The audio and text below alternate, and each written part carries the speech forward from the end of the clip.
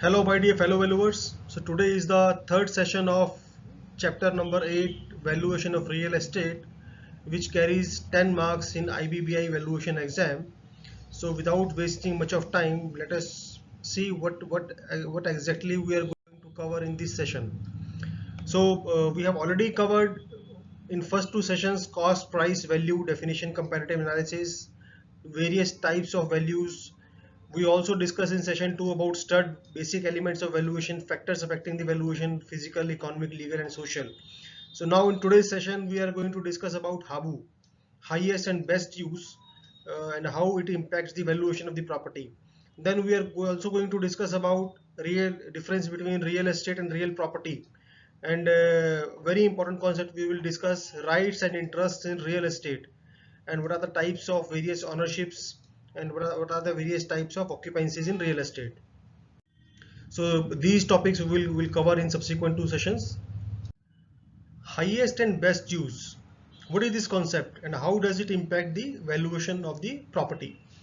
The market value of a property will reflect its highest and best use, which may be for existing usage or alternative usage. This is determined by the use that a market participant would have in mind for the property when quoting the price for the property. The market value is always calculated assuming हाबू of the property. So if a property, for example, एक property में permissible FAR 3 है, तो अगर हम उस plot का valuation करने जा रहे हैं और हम उसका इनकम अप्रोच से या हम किसी और मेथोडोलॉजी से उसकी वैल्यूएशन करने जा रहे हैं, तो बेसिकली हम उसका मैक्सिमम FAR पकड़ के, उसकी इनकम पकड़ के, उसके बेसिस पे उसकी प्रॉपर्टी की वैल्यूएशन करेंगे. Right, so while calculating the valuation, we have to consider the best permissible usage and maximum permissible usage. That is how we have to arrive at the valuation of the property. जब हम income approach method में जाएंगे तो वहाँ पे हम concept discuss करेंगे, then we will be able to understand this concept, how this affects the valuation of the property. Now, what is the difference between real estate and real property? दोनों term same लगती हैं, both terms appear to be similar, right? But there is a difference between these two. Real estate is a tangible thing and real property is intangible. How it is different? Real estate is physical land and improvement on the land, whatever improvements like building, structure, anything, whatever being constructed on the building, on the land, that is combinedly called as real estate, and it is tangible, it can be touched, physical, right? But real property is nothing but the non-physical concept, and these include all legal rights and interests attached with the real estate. So there's a difference. We have to understand the difference between these two terminologies. So example of real properties are lessor's interest in the property, lessee's interest in the property. अगर एक property laser और लेसी के बीच में agreement sign, lease deed sign हो गई है, तो लेसर के अपने इंटरेस्ट है और लेसी के अपने इंटरेस्ट हैं उसमें. Both are having real property on that real estate. Mortgager and mortgagees interest, landlord's right, tenant's right, and easement rights. We'll discuss all these rights in detail in subsequent slides. So as per syllabus, there are two important terminologies, which is value in use and value in exchange. Right, both these terminologies have already been discussed in session 1 of chapter 8 part 1. You please refer that PPT, video PPT. You will get definitions of these two terminologies along with the examples for understanding. Rights and interest in real estate. So what are the different types of rights and interests which exist in real estate? Broadly speaking, all these rights can be divided into four major categories, broad categories. Number one, freehold property rights, leasehold rights or property rights, joint ownership, co-ownership, and flat ownership. This is third category. There are three types of ownership, broadly speaking. And fourth category of rights or interest is easement rights. So first, freehold property, freehold rights. Legally, the property is free from hold of any entity other than the owner. I repeat, legally the property is free from hold. The key word is free from hold, from any entity except the owner. Owner enjoys perpetual ownership. This is also a keyword of the property and can be freely transferred on encumbered. कहीं पर mortgage कर सकता है, उसके ऊपर charge दे सकता है. Free hold property normally enjoys higher market price because of following advantages. Right, why? The property owner doesn't have to pay any annual ground rent. उसको कोई लायबिलिटी नहीं है कि उसको एनुअल बेसिस पे ग्राउंड रेंट देना है. What is ground rent? That we will discuss in subsequent sessions of leasehold property rights. So there is no requirement to pay any fees. Owner enjoys complete ownership rights of the property with no restriction to transfer it further. तो इसमें कोई भी उसको NOC कोई permission नहीं चाहिए. Right, वो उसकी प्रॉपर्टी है, he can sell the property as per his requirement. Owner of the property, owner of the freehold property can give the property on lease or tenancy for certain period. The owner gets legal right to recover the physical possession of his property when lease or tenancy come to an end.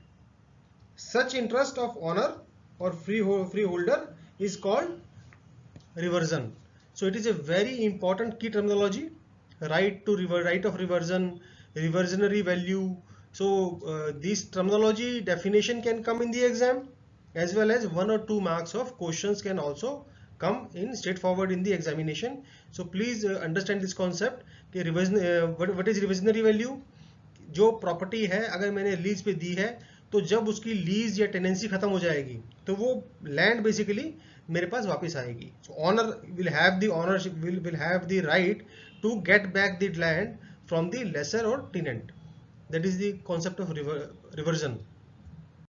So next is leasehold properties. In case of leasehold properties, there could be 2 or 3 parties involved. If 2 parties are involved in a leasehold agreement or leasehold property, the name of these 2 parties are called as lessor and lessee. If 3 parties are involved, the name of all these 3 parties are called respectively head lessor, lessee and sublessee. So who is lessor?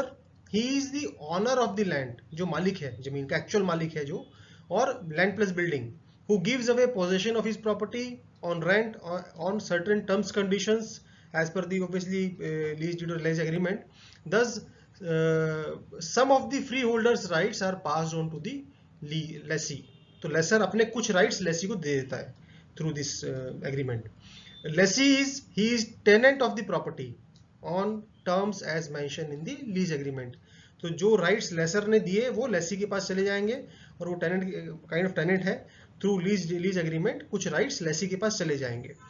हुई sub lessee. If lease agreement allows lessee to sublet, अगर जो लेसी है और lease agreement में provision है कि lessee can further sublet the property, then in that case the sub tenant जो subsequent lessee होगा, that subtenant is called sublessee and the lessor becomes the head lessor. Now all 3 parties enjoy different type of rights and interests. Lessor, in case of lessor, he holds the right to receive ground rent and right to reversion of land.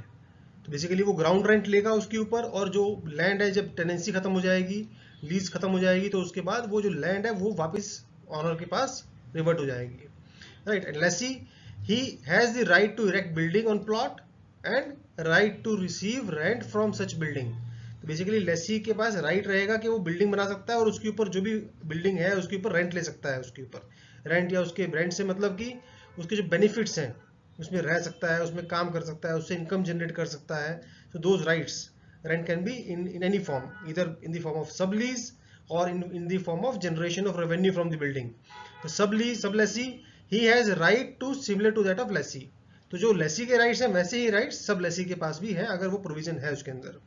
So the role of valuer here is that valuer is required to calculate interest of lessor, lessee and sublease as per terms of lease agreement. So it is very important whenever we do valuation of leasehold properties, so we have to understand first of all whose interest is required to be valued. This is a big question. So freehold property में तो हम property का valuation कर देते हैं, but lease और property में हम बेसिकली लेसर, लेसी या सब लेसी के पहले राइट्स देखते हैं कि उसके राइट्स क्या है, इंटरेस्ट क्या है, और उन इंटरेस्ट को हम कैपिटलाइज करके उनकी वैल्यूएशन करते हैं. So broadly speaking, there are 5 major types of the leases. First type of lease is building lease, second is occupational lease, third is sublease, fourth is lease for life, fifth is tenancy at will or also called estate at will. So let us see each one of them step by step. What is building lease? This is the most common type of lease in which an open plot of land is given on lease to lessee for construction of the building. So building lease अगर है तो ये आपको keyword याद रखना है कि plot of land दिया है, उसमें बिल्डिंग जो लेसी है वो खुद बनाएगा, खाली प्लॉट ही लेसर लीज पे देगा और बिल्डिंग लेसी खुद बनाएगा. Normally these type of leases are for long term period, 40 years, 60 years, 99 years, or maybe in certain cases 999 years. So if lease period is 99 years or more, then these are called long term lease or perpetual lease. So please remember कि 99 years से ऊपर अगर valuation जा रही है, उसका lease period जा रहा है, तो परपेचुअल लीज होगा, बिकॉज इवैल्यूएशन और न्यूमेरिकल्स करने के टाइम पे भी ये पैरामीटर इंपॉर्टेंट रहता है. Because for perpetual, in case of perpetual lease, we have different type of formulas, and for short term lease we have different formulas. Next is occupational lease. This lease is for use of land and building together. So building lease के case में खाली land lease पे दी जा रही थी, but इस case में land plus building दोनों ही लेसर लेसी को लीज पे देता है. And these type of lease are governed by Transfer of Property Act 1882. Right. So what is this Transfer of Property Act? It is one of the laws related to real estate. So this act we will cover in subsequent sessions as per IBBI syllabus. So period of these type of leases is normally short term, 3, 5 or 10 years. लंबे period के लिए lease नहीं दी जाती हैं. And these lease normally have a provision of rent increase after 2 to 3 years or 5 years. Right, 2-3 साल या 5 साल के बाद उसमें जब भी एक लीज की जाती है, for example if a lease is been signed for 9 years, so lessor में stipulate a clause after every 3 years lease rent will increase by 5% or 10% or 15-25% maybe as per the terms of the agreement. So these leases are common in India but for commercial properties only, and in case of residential properties these leases are not common because of freezing of rent. So freezing of rent is also a concept which we will discuss in detail in Rent Control Act, right. तो इसमें basically freezing हो जाती है, rent increase करने में दिक्कत आती है और वो प्रॉपर्टीज रेंट कंट्रोल एक्ट में चली जाती हैं. कुछ एज पर स्टेट नॉर्म्स, बहुत सारे स्टेट्स के अपने अपने रेंट कंट्रोल एक्ट हैं, तो उसके हिसाब से वो प्रॉपर्टीज रेंट कंट्रोल में जा सकती हैं. दैट इज अ रिस्क, इसलिए वो आपका ऑक्यूपेशनल लीज पे नहीं जाते हैं. इंस्टेड जो लेसर होता है वो basically short period license create किए जाते हैं, जो कि नॉर्मली 11 महीने के लिए किए जाते हैं, और वो these type of licenses are fall under easement act. So sublease, head lessor gives land to lease, जो head lessee है basically, to lessee, who in turn can sublet it to the sublessee. तो head lessor जो lessor था उसने lessee को दिया और lessee ने further sublet कर दिया.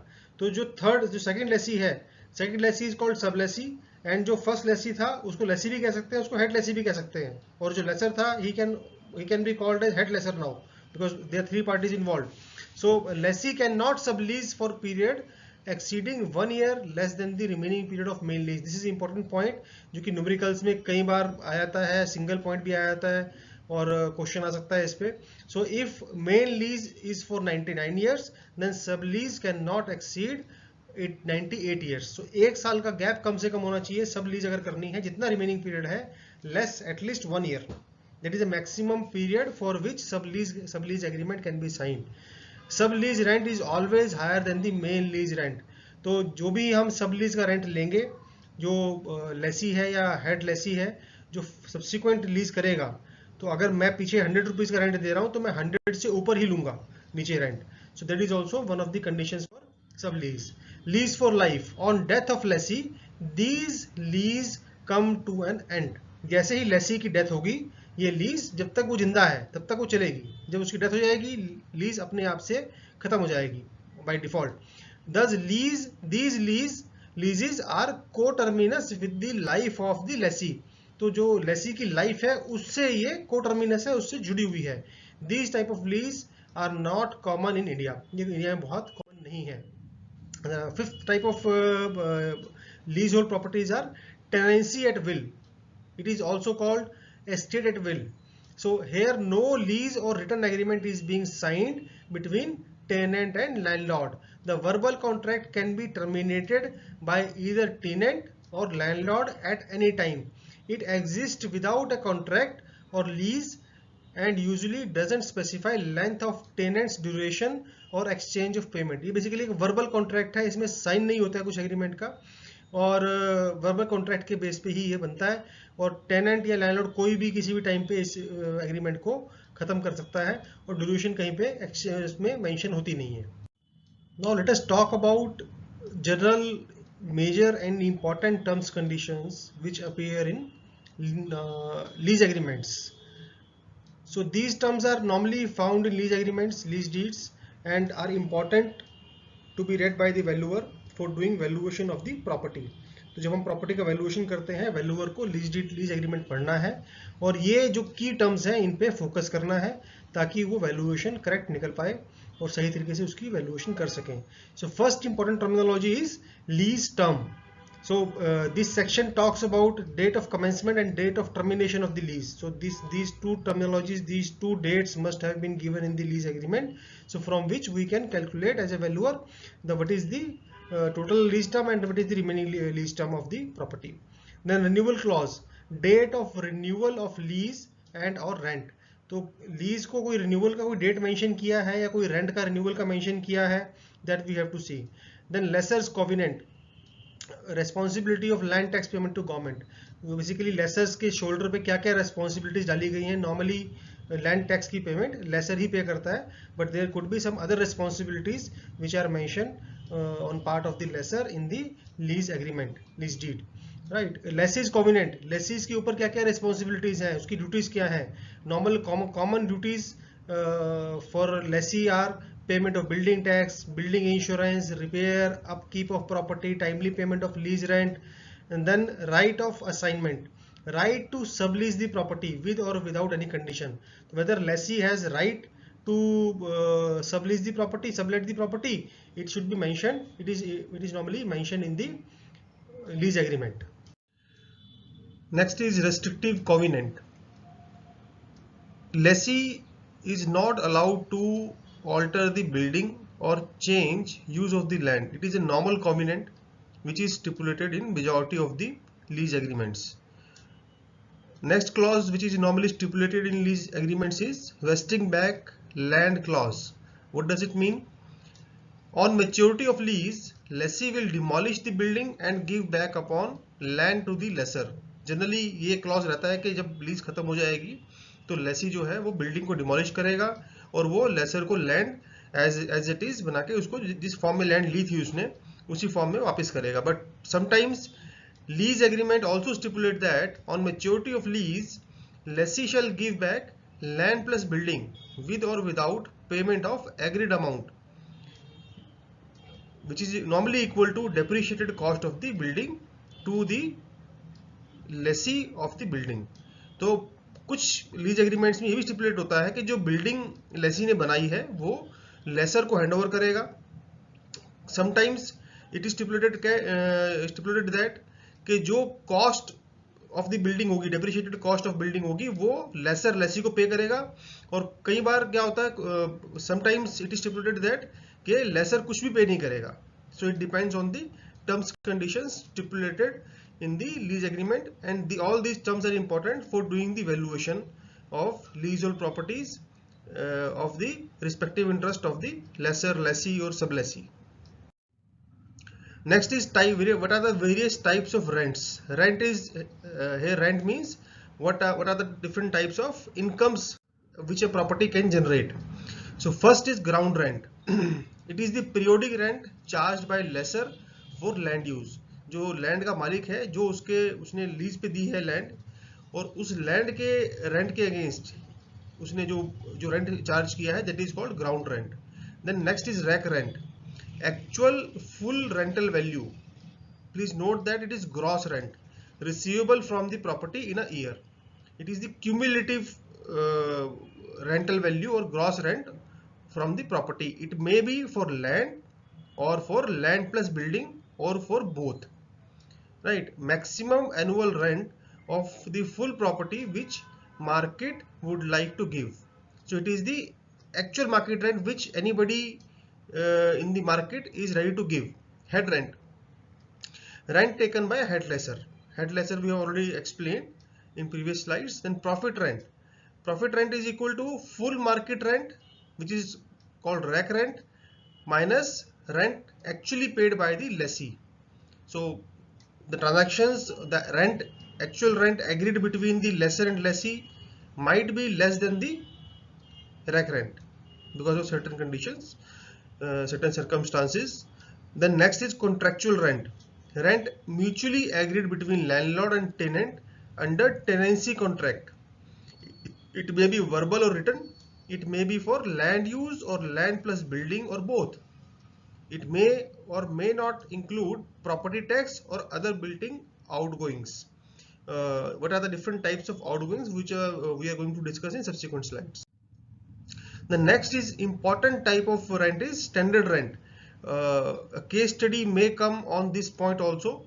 So we'll have examples of case study for calculation of standard rent in subsequent presentations. The concept of rent was originally established under Transfer of Property Act post independence to protect tenants from exploitation and ejectment. Rent control acts were introduced superseding the TP Act. So originally जो rent का concept था वो transfer of property act में था, लेकिन जब independence हुआ तो उसके बाद बहुत सारे लोगों को एविक्शन करना पड़ा और लैंडलॉर्ड्स ने बहुत परेशान किया टेनेंट्स को, और उनको प्रोटेक्ट करने के लिए हर एक स्टेट ने अपना अपना रेंट कंट्रोल एक्ट लेके आया. Under rent control act court decides the rent of the land और land plus building and the said rent is called standard rent. So rent control act के हिसाब से जो भी बिल्डिंग लैंड का या बिल्डिंग का या दोनों का मिला के जो रेंट है वो कोर्ट डिसाइड करता है. तो इंडिविजुअली मार्केट डिसाइड नहीं करती, उसमें कोर्ट के पास जाएंगे लैंडलॉर्ड और टेनेंट दोनों, और then rent will be decided. And landlord can not charge rent more than the standard rent except permissible increase of taxes etcetera. तो जो रेंट कोर्ट ने डिसाइड कर दिया उसके ऊपर वो without court permission rent increase नहीं कर सकता, लेकिन जो बाकी एक्सपेंसेस हैं जैसे टैक्सेस हो गए वो सब वो एक्स्ट्रा ले सकता है. Next type of rent is virtual rent. It is also important rent type of rent which will come into our case studies जो हम सबसेक्वेंटली डिस्कस करेंगे, और क्वेश्चन इस पे आ सकता है, 1 mark question, 2 mark question. So please understand this concept clearly. Sometimes lessor gets part of future lease rent capitalized and receives it upfront as premium. Adding this premium back to the future rent gives virtual gross rental value to the lessor. ये ऐसे ऐसे पकड़ी की बात करते हैं हम लोग, upfront premium या सिक्योरिटी डिपॉजिट.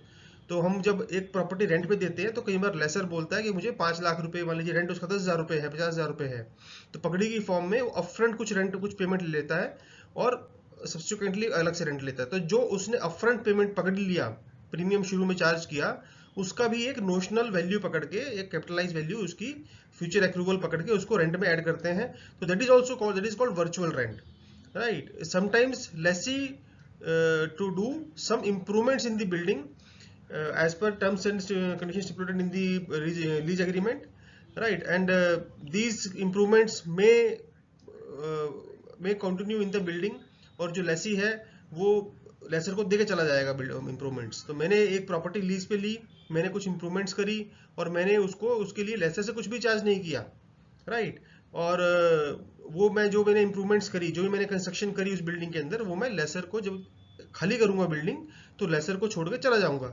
सो बिकॉज मेरी कॉस्ट लगी है तो उसकी भी कॉस्ट मैंने रेंट पे नहीं किया, बट जो मैंने एक्सपेंसेस इनकर किए उसके अगेंस्ट जो एक नोशनल रेंट मुझे मेरे लिए लगा, that is also added to the virtual rent. Next is market rent. It is the estimated rent for which an interest in real property should be leased. So it is important terminology.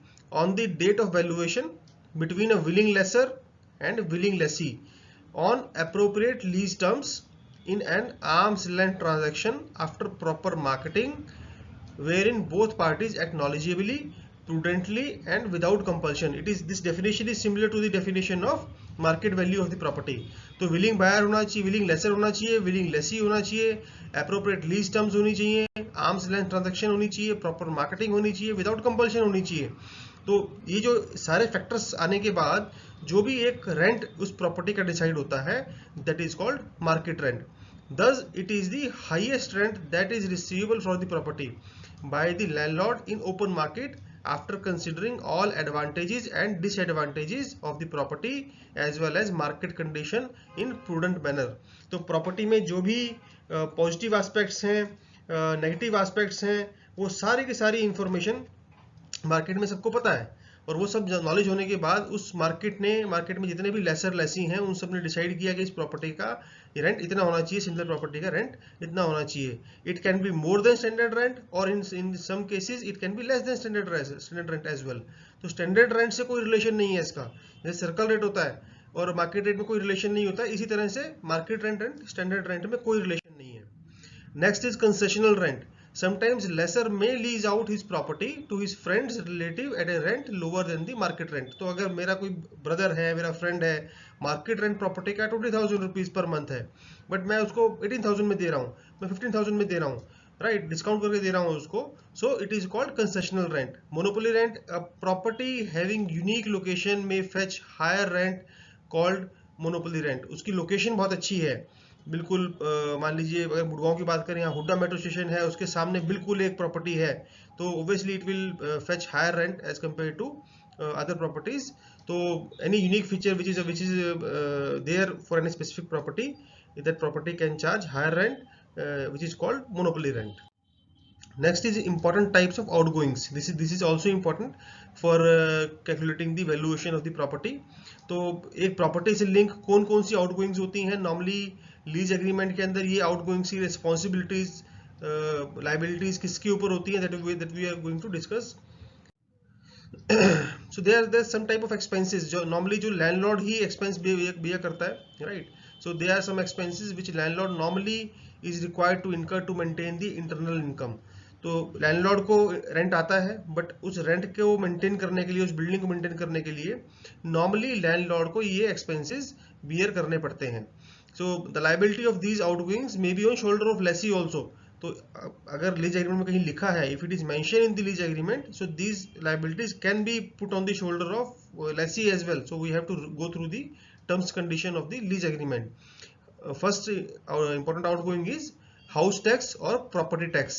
So every local body or municipal corporation levy some house tax on the building and in return provide civic amenities including road, network, water supply, drainage facility, conservancy services, street lights and garbage disposal services। This tax is based on standard rent of the premises। Few municipal corporations like Delhi Municipal Corporation have delinked house property tax with rent and instead assess it on the basis of built up area of the building। For valuation purpose, valuer should consider all applicable legal and legally payable taxes।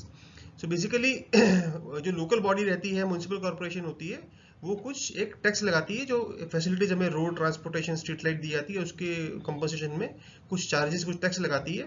तो majority of जो municipal corporations होती हैं वो standard rent के basis पे इसको लगाती हैं, बट कुछ म्युनिसिपल कॉर्पोरेशंस ने इसको सिंप्लीफाई करके बिल्टअप एरिया से भी लिंक कर रखा है। तो Delhi is an example, Delhi municipal corporation is one of the examples. So next is land revenue. For every property in urban areas, government levies a tax on landlord for non-agriculture use of land। This NA assessment tax is being done on the basis of permitted usage, that is residential, commercial and industrial। So if the property is falling into urban area, तो उसमें जो उसकी nature है, purpose है उसका, basically residential, commercial, industrial, तो उसके हिसाब से उस पर एक एनए टैक्स लगता है जो मेजॉरिटीज कॉर्पोरेशंस लगाती हैं। So normally it is to be paid by the landlord. Ground rent, if property is not freehold but of leasehold tenure, landlord has to pay lease rent और ground rent for the use of land, right, till the date of expiry of the lease if open land is leased. तो बहुत बार क्या होता है कि land जो है free hold नहीं होती, कुछ अथॉरिटीज से, रायपुर डेवलपमेंट अथॉरिटी या हुड्डा या किसी अथॉरिटी ने, सिडको, उसने लैंड आपको वीकेआई लैंड जो है वो रेंट पे लीज पे दे रखी है और एनुअली उसका, या नोएडा में जो केसेस होते हैं तो उसके बेसिकली लैंड जो रेंट पे दी है और एनुअली ये जो अथॉरिटी है, लेसर है, वो उसके लिए आपसे कुछ रेंट चार्ज करेगा. This is called ground rent. Next type of outgoing is general repairs. Normally new building doesn't need heavy type of repairs, right? But जैसे जैसे वो पुरानी होंगी buildings तो उसमें repairs outgoings बढ़ती है. So repair and maintenance outgoing can be considered in the range of 3 to 12%. Normal जो practice है valuers की वो 3 से 12% की range में हमें उसका annual maintenance gross rent का, if we are earning gross rent of 100 rupees, then annual maintenance for general repair can be assumed between 3% to 3% and 12%. It depends on the actual age of the building and overall maintenance of the building, amount of rent received, and type of wear tear to which the building is exposed to. For new residential building of say 5 years age with fairly good rental income, 3% of gross rent may be sufficient. On the other hand, for building having 40 years of age, yielding controlled rent, maybe standard rent, even 10% of gross rent may be inadequate. So we have to see what is the age of the building, how much rent it is earning. So accordingly we have to adjust. So अगर मैं market rent ले रहा हूँ और building नहीं है, building quality is good, then even 3% is okay. But अगर वो जो मंथली रेंट आ रहा है, that is the standard rent under rent control act, because rent is very low, so 10-12% could be less also. So we may have to consider higher percentage of gross rent as maintenance fee or general repair cost. If possible, last 5 to 10 years of actual general repair cost data should be gathered by valuer for the valuation.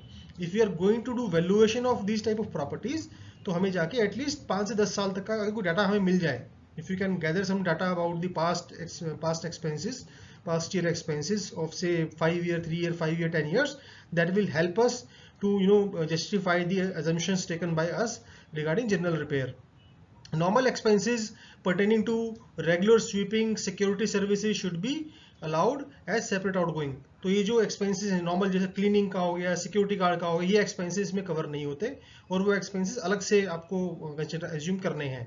Further, these general repair expenses do not include structural repair like leakage through terrace slab, waterproofing, cracked pillar, beams, etc. Such expenses should be allowed separately as accrued repairs. So basically जो structural changes, जो structural damages हैं, structural repairs के expenses हैं, वो भी general repair expense में cover नहीं होते. Next type of expense is house insurance, home insurance. Even if the house is not insured, this is very important aspect, valuer should assume outgoing for house insurance premium at honor cost while doing valuation. The insurance premium rate go on changing. It is linked with insured amount. For residential building, it may be about 1.25 rupees to 2 rupees per 1000 rupees of sum insured. So first of all, we have to calculate the insurable value of the property, right? What is the insurable value of the property that we have discussed in first chapter number 8, part 1, session 1, and real life examples of valuation of calculation of insurable value of the property we will cover in subsequent case studies sessions, right? So first of all, we have to calculate insurable value of the property, and then we have to assume a reasonable per 1000 rupees of insurance cost, insurance premium cost, and even if it is not insured, we have to consider this outgoing for doing the valuation, overall valuation of the property. Upkeep and services. The landlord may be required to provide services like security guard, liftman, cleaning of common area, mali, etc. These outgoing should be taken into consideration while doing valuation. तो जो property है उसमें हो सकता है कि आपको gate पे सिक्योरिटी गार्ड रखना पड़े, कोई अंदर लिफ्टमैन लिफ्ट के लिए सिक्योरिटी गार्ड रखना पड़े, आपको कॉमन क्लीनिंग के लिए आदमी रखना पड़े. नॉर्मली कमर्शियल बिल्डिंग्स में जाता होता है, रेजिडेंशियल बिल्डिंग विद मल्टीपल टेनामेंट्स के अंदर भी होता है ये, राइट? तो जो भी एक्सपेंसेस इस तरह के हैं वो भी आपको एस्टिमेट करने हैं और ग्रॉस रेंट में से माइनस करने हैं to arrive at the net operating income. Rent collection charges. In case of multiple tenants, landlord may require to take help of rent collector. These charges may vary from 3% to 6% of gross rental income. In case of slums, Charles' rent collection charges may be higher. In case the landlord himself collects the rent, yet this outgoing should be considered. तो अगर मेरे पास multiple units हैं, उसको collection के लिए भी एक man power लगेगी. Say I am having 50 flats, 50 houses, 50 rooms on rent या 30 rooms on rent, तो उसको कलेक्शन करने के लिए तो मुझे कोई लड़का रखना पड़ेगा या फिर मुझे खुद जाना पड़ेगा एज ए लैंडलॉर्ड. तो even if I have not taken service from outside agency और मैं खुद से कर रहा हूँ, तो भी मुझे उसका एक नोशनल एक्सपेंस डालना है, आउटगोइंग पकड़नी है, और उस आउटगोइंग को आपको नेट जो हमारी ग्रॉस रेंट है उससे माइनस करना है to arrive at the net operating income या नेट रेंट निकालने के लिए. Third type of rights and interests which can have in properties could be joint ownership, co-ownership and flat ownership.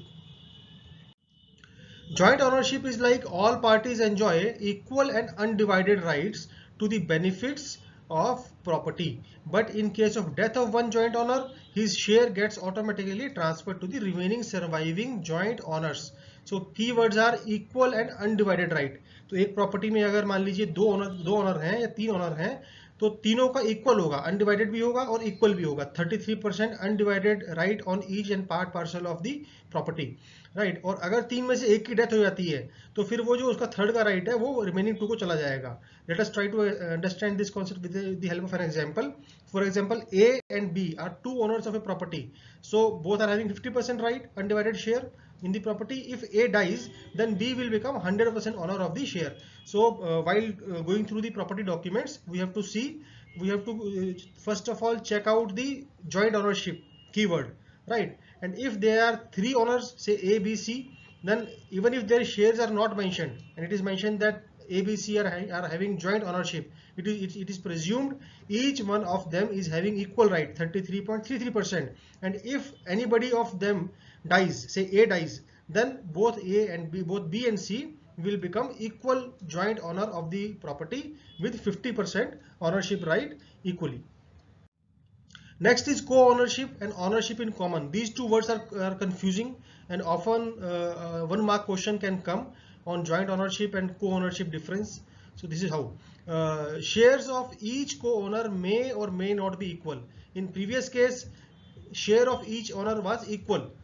So even if it was not mentioned, we can presume, but here it is not the case. Here the share may be equal or may not be equal, but is always undivided. तो पिछले case में भी undivided था, इसमें भी undivided है. So that is common, but it can be equal or unequal in case of co-ownership. In case of death of one co-owner, his share automatically passes to the legal heirs. तो अगर एक आदमी की death हो जाती है, तो उसके जो सर्वाइविंग ओनर है उनके पास शेयर नहीं जाएगा. इंस्टेड जिस आदमी की डेथ हुई है उसके लीगल ईयर के पास चला जाएगा. एग्जांपल से समझते हैं. If A and B are owner of a property and A is having 25% share on the property, undivided share of the property, and A dies, then after death of A, legal heirs of A will become owner of 25% of the undivided share of the property, and B shall continue to have 75% of undivided share of the property. In case there are three owners, co-owners, A, B, C, A is having 50% share, B is having 30%, C is having 20%, and A dies. In that case, the 50% share of A will go to the legal heirs of A, and remaining 30 and 20% respectively will be enjoyed by B and C. Since any improvement on this land can be done if and only if all co-owners give written consent, these properties are subject to divided control. Since जब भी इसमें कोई improvement करनी है, तो हर एक property के अंदर आपको हर एक उसका ऑनर का हमें चाहिए एनओसी चाहिए. तो जो भी इसमें प्रॉपर्टीज में होगा, अगर कभी भी इसमें हम इम्प्रूवमेंट करते हैं, बिल्डिंग बनाते हैं, तो उसमें डिवाइड कंट्रोल का भी एक क्लॉज लगता है. That will discuss in subsequent slides. Flat ownership. Flat ownership gives absolute ownership of the flat. So in previous two cases we were getting undivided, but here we are getting absolute ownership of the flat, like in case of freehold. So it gives free as good as ownership like a freehold, together with undivided share in land and common area. इसमें आपका land and common area में आपको undivided share मिलेगा, like passage, lift, common facilities. Undivided share is usually in proportion of the built up area of the flat. Normally it is in the form of built up area, or it is mentioned in the sale deed.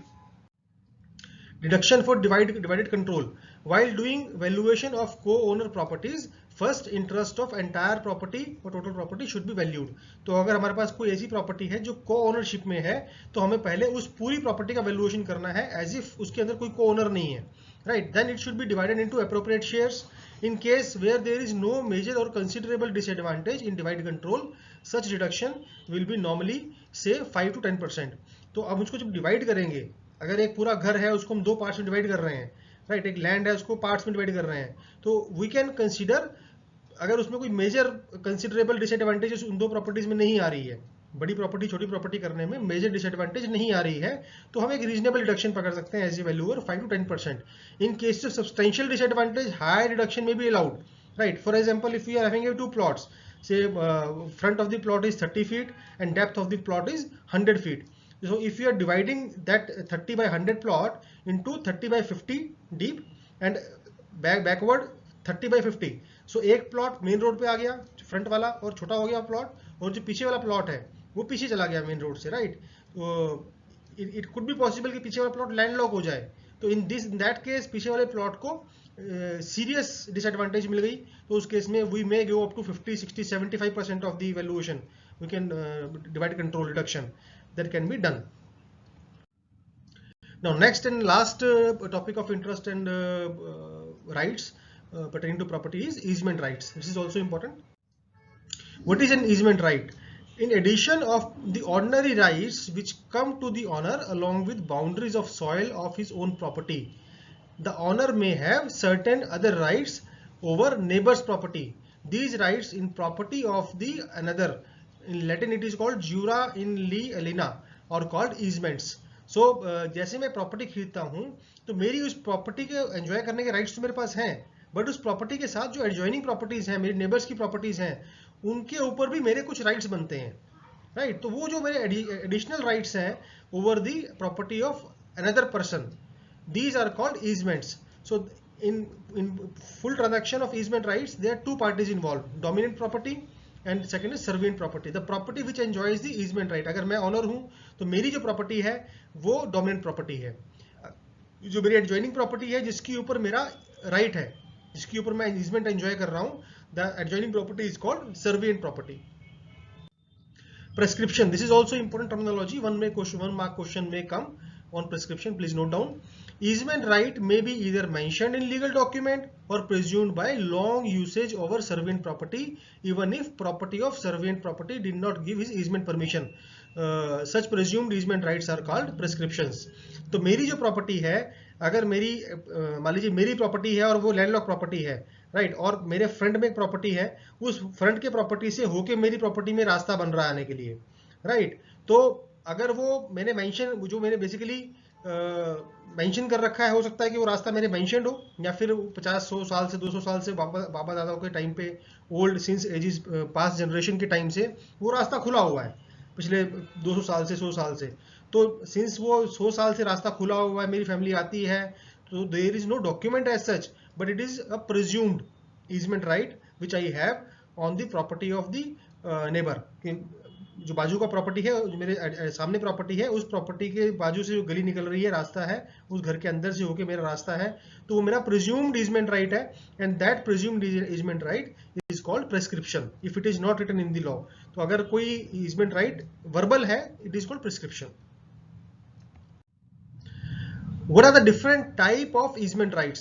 They are broadly speaking 4 types of easement rights: right to way, right to light and air, right to support, right to dispose of rainwater. Let us understand this thing with the help of example. This is right to way. Road पे मान लीजिए एक property है, मेरी property B है, I am owner of property B and my property is dominant, right.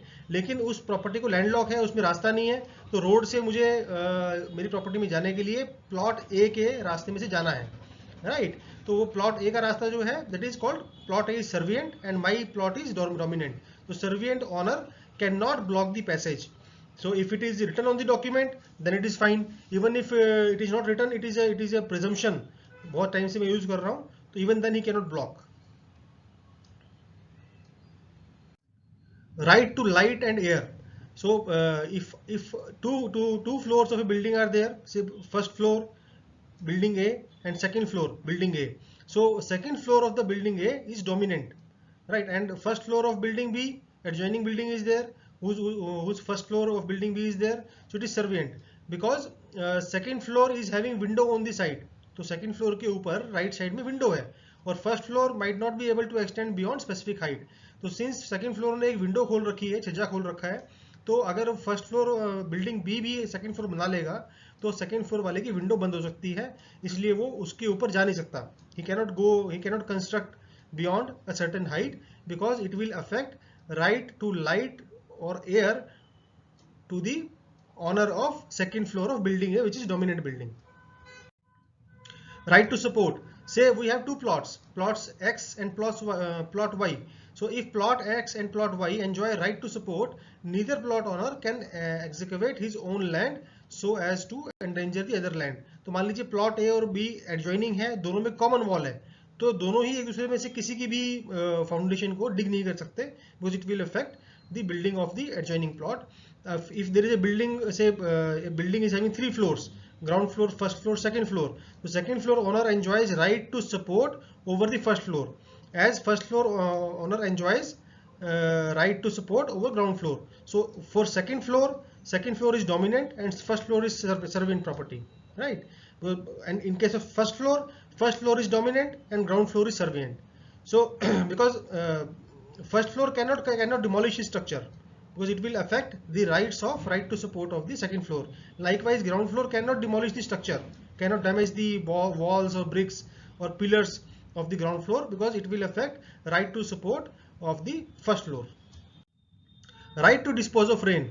Say rainwater falling from roof of building A on B's land. If building A has such easement right, owner of plot B cannot develop plot A, obstructing rainwater disposal of plot A. Say my building is plot A, I am owner of plot A, और मेरी building जो है उस पर एक building बना रखी है, उसके ऊपर जो पानी गिर रहा है, पानी आता है रेन वाटर का, वो पानी डिस्पोजल के लिए प्लॉट बी पे जा रहा है और काफी समय से जा रहा है, और ये हमारा एग्रीमेंट है या अंडरस्टैंड या प्रेजम्पशन है, राइट? तो इन दैट केस प्लॉट ए वाला उसको कंस्ट्रक्शन नहीं कर सकता, बिकॉज मेरा राइट उसमें खराब हो जाएगा. तो अगर वो उसको कंस्ट्रक्ट करके ऑब्स्ट्रक्ट कर देगा, so it will affect right to dispose of rain water of owner of the plot A, which is dominant property. Now how to do valuation of easement right. To estimate market value of easement right, the property need to be valued with or without easement right. Thus difference between value before and value after property, value after easement of the property is called market value of easement right. So basically एक property जिसमें कि easement right है, वो dominant है, servient है, right can be dominant or servient. तो first of all we do the valuation considering there is no easement right attached to the property first of all. Then हम उसके अंदर देखेंगे कि अगर हम इसमें easement right दे रहे हैं, अगर उसको हम दे रहे हैं, तो उसके बाद उसकी प्रॉपर्टी की वैल्यू बढ़ती है. अगर हम राइट दे रहे हैं, उसको एडवांटेज डोमिनेंट प्रॉपर्टी बना रहे हैं, तो उस प्रॉपर्टी वैल्यू बढ़ती है, राइट? तो उस केस में जो डिफरेंस अमाउंट है, तो पहले प्रॉपर्टी का वैल्यूएशन करेंगे without assuming any easement right, then we will assume easement right and do the valuation, and उसके बाद जो डिफरेंस दोनों में होगा that is called market value of easement right.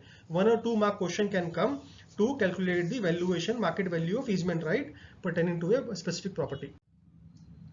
Now next topic of this chapter as per IVB evaluation is that type of possessions. Possession means physical control over an object or thing. Various types of possession are as under.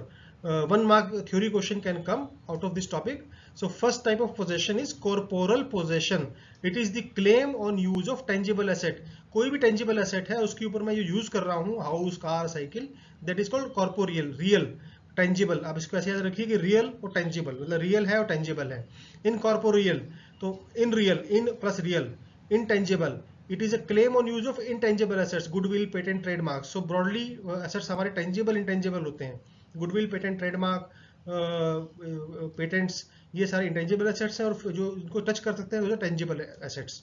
So possession of tangible assets is corporal and possession of claim over the intangible assets is incorporeal. Mediate possession oblique, or it is also called indirect possession.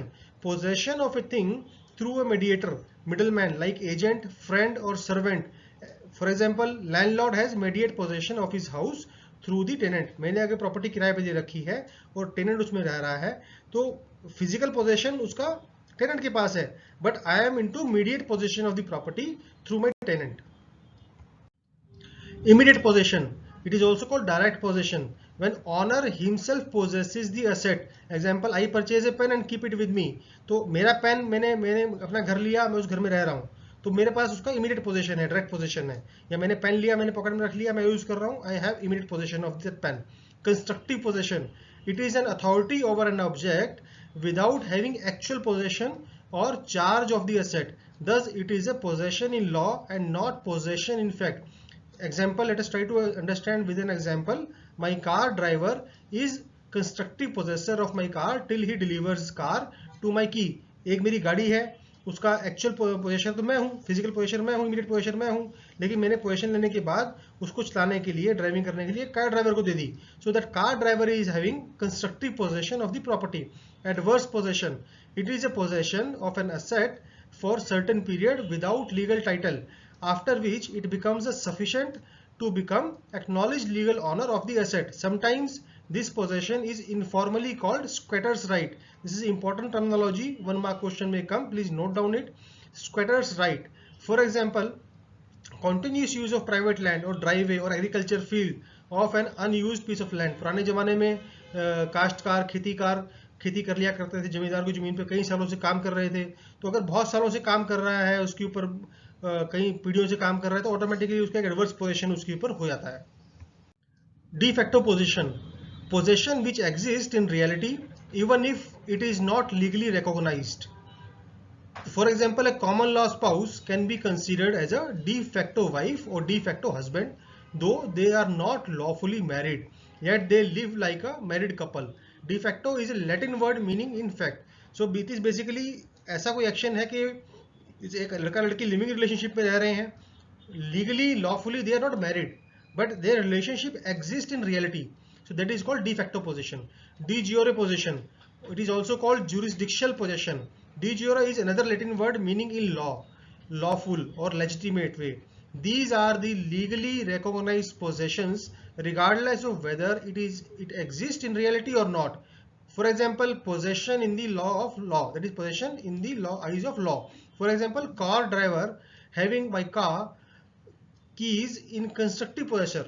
तो जो मेरी car है मैंने driver को दे रखी है, तो वो कंस्ट्रक्टिव पोजेसर है उसका, लेकिन in the eyes of law I am the owner, so I am the de jure possessor of my car. Now last topic of this session as per IBBI syllabus is types of occupancies. They are following 4 main types of occupancies exist. Normally question doesn't come out of this topic, but for the sake of covering the syllabus we are having a basic idea of this topic, so we quickly go through this topic. So first type of major type of occupancy is residential, then business, mercantile and industrial.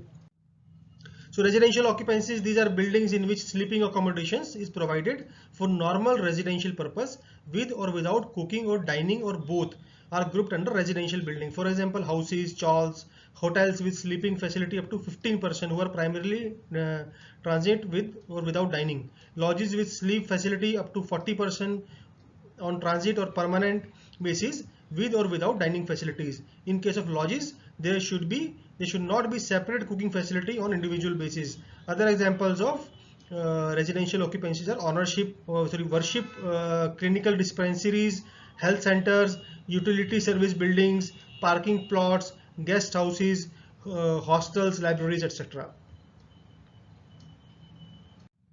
Business occupancies, these are buildings which are used for transaction of business, for keeping of accounts and records. For example, offices, banks, professional establishment, laboratories, test centers. So key point here is that for keeping up the accounts and records of the business transactions. This is important point to be remembered. Mercantile occupancy, these are buildings used as shop, stores for display and sale of merchandise, either retail or wholesale. तो यहाँ पर business में हम लोग documents record keeping कर रहे थे, mercantile में हम सामान रख रहे हैं होलसेल रिटेल करने के लिए, बेचने के लिए.